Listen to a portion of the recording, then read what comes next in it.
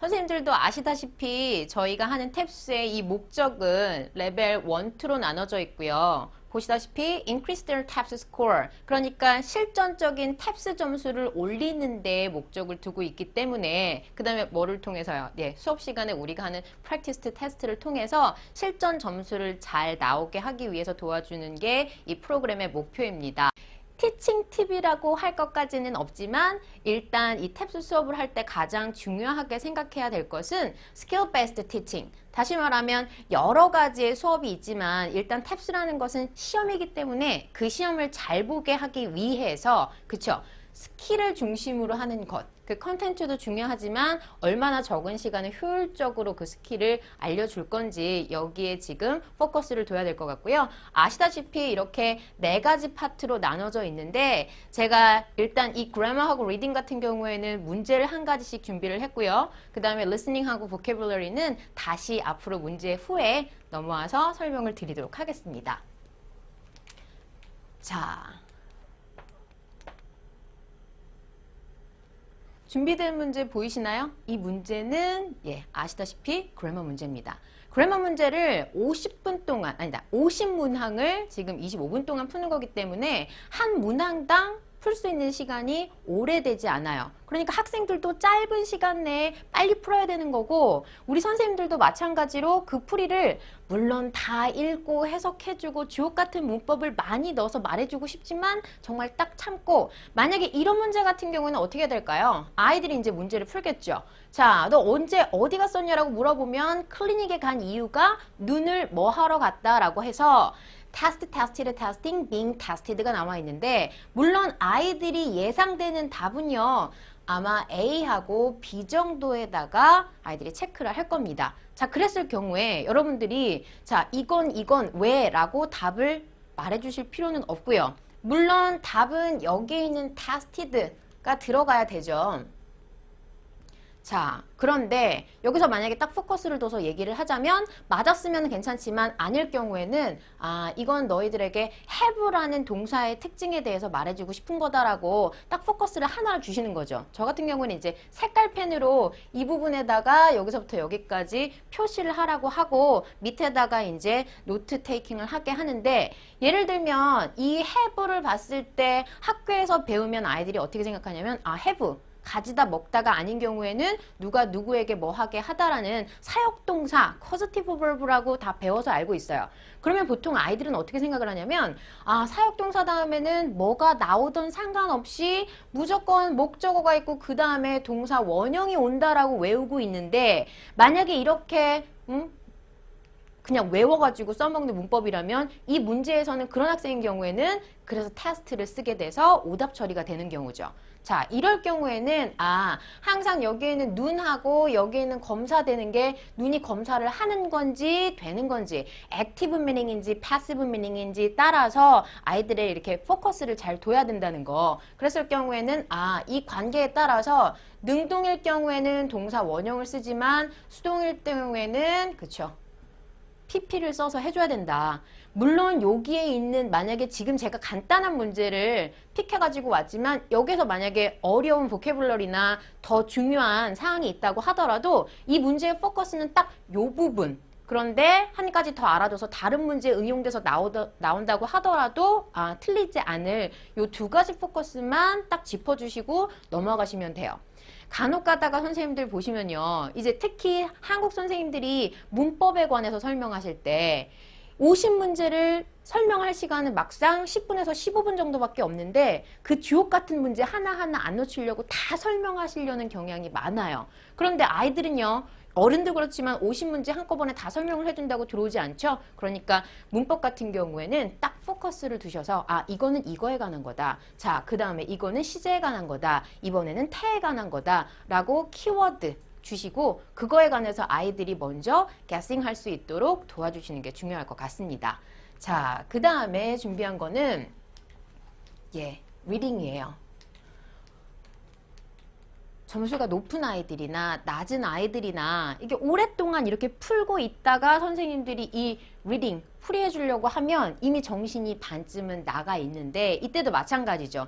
그 가뜩이나 힘든 상태를 더 힘들게 할 수 있는 것은 뭐냐면 선생님들이 이 지문에 대해서 읽고 해석을 하는 거예요. 그것도 특히 시키지 않고 본인이 다 읽고 해석해주면서 끝에 답만 묻는 경우가 서로를 힘들게 하는 것 같은데 이 경우에도 선생님들 다 알고 계시잖아요. 이 긴 지문 다 읽고 해석하는 번역사 시험이 아닙니다. 이 빈칸 추론 문제이기 때문에 아이들한테 문제 유형에 대해서 먼저 묻습니다. 뭐에 대해서 푸는 거냐? 그러면 빈칸 추론에 대한 거다. 그런데 이 빈칸을 이 글을 쓴 사람이 그냥 아무데나 무턱대고서는 구멍을 내지는 않았을 거란 말이죠. 이 사람이 중요하게 생각하는 메인 아이디어 부분에다가 이 빈칸을 친 것이기 때문에 오케이. 그럼 맨 처음에 해야 될 것은 처음에 첫 줄을 읽죠. 자, 최근까지 전통적인 교수 환경법은요. 중요한 단어 teacher-centered classroom. 선생님 위주의 교실이라는 거예요. 그래서 이제 아이들이 또 빨리 스캐닝을 합니다. 그 다음에 또 하나 중요하게 여기는 것 중에 하나, 그쵸? However. 그럼 이제부터 내용이 요 앞뒤로 싹 어떻게 된다는 거예요? 그쵸? 반대가 된다는 거예요. 그러면 여기에서 중요한 키워드 하나, teacher-centered classroom 하나만 잡고 있다면 그러면 이제부터는 we are seeing more student-oriented classroom 그랬기 때문에 기존에 있었던 거 말고 선생님 위주 말고 학생 위주가 되겠구나. 그러면 이 앞부분에는요. 읽고 해석하는데 너무 많은 시간을 들이시면 안 되는 거죠.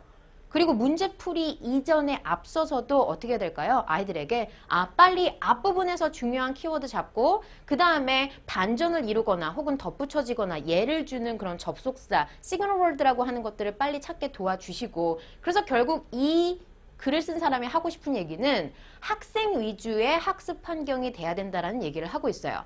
그 다음에 또 한 가지 시그널 월드 중요한 거 잡을 것이 that is죠. that is. 즉 다시 말해서 라는 뜻이잖아요. 그렇기 때문에 이렇게 새로운 접근법을 적용시키는 게 어려운 이유는 선생님들의 가르치는 방법을 바꾸는 게 어렵기 때문이라고 했어요. 자, 이 얘기를 혹시 이해 못했다면 아이들에게 이 얘기를 반복해서 얘기해 줄 게 아니라 이런 시그널 월드, that is라는 말은 말이지 앞에 있는 말을 이해 못했을 경우에 똑같은 말 뒤에다 다시 하는 거야. 한마디로 여기서 학생 위주의 교실이 돼야 된다고 하기 때문에 밑에까지 별 내용 없으면 계속 이 사람은 학생 위주의 교실을 만듭시다 라고 얘기를 하는 거죠. 고로 that is giving up central position 선생님들이 어떻게 되는 거냐면 그쵸? 이런 포지션, central, 자기가 가운데 있고 학생들이 이렇게 아래에 있는 그런 분위기를 give up, 포기해야 되는 거예요. 자, 이제부터 답 찾습니다. to blah blah 이렇게 나와요. 그러면 이제 여기에 있는 것들을 넣는데 중요한 거 얘들아 뭐니? 라고 물어보셔야 되는 거죠. 여기까지는 지금 제가 다 설명을 했는데 그 포인트였고 이 모든 과정도 자 여기서 반전을 이루는 시그널 월드 찾았니? 그 다음에 혹은 덧붙였거나 다르게 설명해주는 말들 찾은 거 있니? 그쵸? 이렇게 물어본 후에 아이들에게 뭐요 라고 해서 이 세 가지 요소를 찾게 하신 다음에 선생님들이 해주실 부분은요. 이제 답을 옵니다. 자, 답을 봤을 때 아이들한테 자 어떤 거 같니라고 하면 아무리 설명을 해도 답은 여러 가지로 뽑을 수가 있어요. 그러면 가장 많이 나오는 게 학생 위주야 라고 했기 때문에 이제 아이들의 눈치껏 그쵸? students에 관련된 것들을 뽑을 확률이 높습니다. 그러면 best answer or second best answer 2개 정도를 선생님들이 예상을 하시고 왜 아닌지 그리고 그게 왜 답인지에 대해서만 설명을 해주시는 게 좋을 것 같습니다.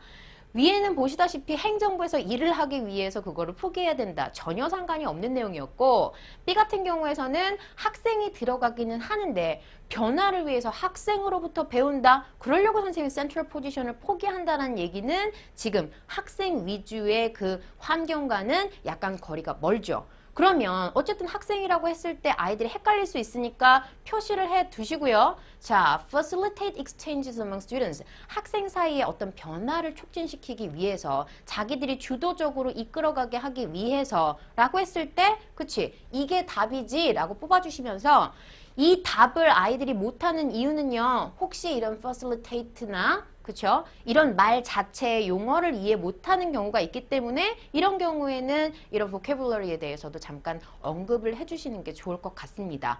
그리고 이 전반적 문제 풀이에는 한 문제당 1분에서 1분 30초 이상을 넘어가서 문제를 푸는 시간보다 더 오랫동안 풀이하는 것은 좋지 않을 것 같고요. 그 문제 유형마다 필요한 그 포커스만, 스킬만 얘기해 주셔서 리딩 문제를 처리하셔야 될 것 같습니다.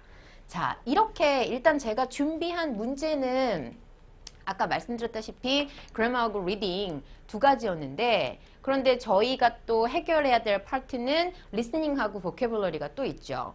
리스닝 같은 경우에는 60문제를 또 아이들이 그냥 고개 한번 받고서는 50분에서 55분가량 정도를 풉니다. 그런데 여기에 난항 중에 하나는 뭐냐면 탭스 파트는 아시다시피 그쵸? 스크립이 없어요. 그렇기 때문에 저희가 풀이를 하려고 할 때 아이들이 이제 귀찮아가지고 뭐를 안 했을 경우에 노테이킹 안 해놨을 경우에는 몇 번이니? 라고 질문을 하라고 해도 질문을 못해요. 기억이 안 나거든요.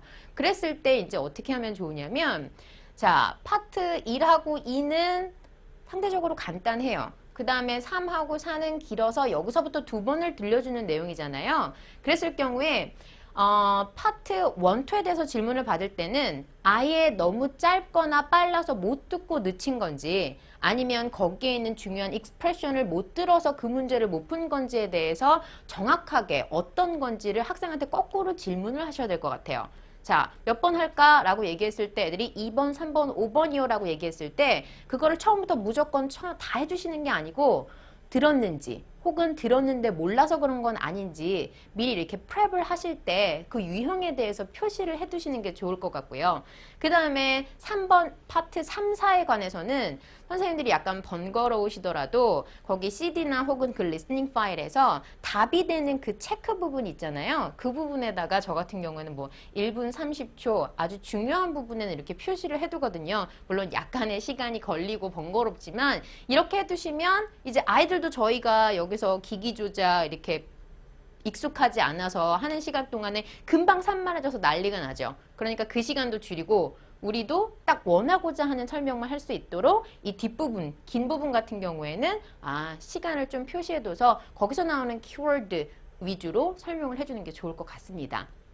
그리고 제가 리스닝하고 보캐블러리 같은 경우에 또 이렇게 준비를 할 수 없었던 건 뭐 리스닝 파일을 보여드릴 것도 아니니까 들려드릴 것도 아니니까 여기서는 일단 준비를 안 했는데 리스닝하고 보캡은 수업 시작하기에 앞서서 우리가 리스트를 준단 말이죠. 그 보캡 리스트에 나오는 단어들이 모두 리스닝하고 보캐블러리에 나오는 그 어휘들이 이 리스트에 있기 때문에 저는 이 리스닝 설명할 때 보캐블러리 그 시트를 아예 밑에다 펴놓게 해요. 그래서 아이들이 만약에 5번이요 라고 하면 자 5번에 있는 단어를 보면서 혹시 단어를 몰라서 그랬던 건 아닌지 그러면 금방 그거 보고 체크하고 넘어가도록 하고 아닐 경우에는 제가 이거 좀 까다롭거나 되게 빈출 어휘임에도 불구하고 모르고 넘어갔구나 그랬을 경우에는 그거를 제가 생각하고 있다가 그 부분에다가 적으라고 합니다. 그러면 나중에 수업이 끝나고 났을 때 그 리스트가 조금 더 이렇게 더해져 있겠죠. 빠진 부분들이. 그러면 나중에 리뷰 테스트를 위해서는 어차피 리스트에 있는 것과 그 시간에 배운 것들이 합쳐서 리뷰 테스트에 나오기 때문에 그 쪽지 하나만 가지고 그 리스트 하나만 가지고 공부를 해서 리뷰 테스트를 좀 더 쉽고 빠르게 하면 될 것 같습니다. 자, 여기까지 해서 제가 탭스에 대한 티칭 팁을 알려드렸는데요. 여러분이 알고 계시는 것도 있고 아닌 것도 있겠지만 제가 생각할 때는 아까 처음에 말씀드렸다시피 이 실전력을 높이기 위한 것이기 때문에 또 한 가지 제일 염두에 두셔야 될 것 하나는 타임 매니지먼트인 것 같습니다. 시간을 절대적으로 잘 분배를 하셔서 아이들이 정말 시험 보는 것 같구나 그러면서 필요한 부분만 빨리빨리 이렇게 쳐줄 수 있도록 준비가 매우 확실해야 되는 수업 중에 하나라고 생각을 하고요. 어떻게 도움이 많이 되셨나요? 예, 이상으로 여기까지 마치겠습니다. 감사합니다.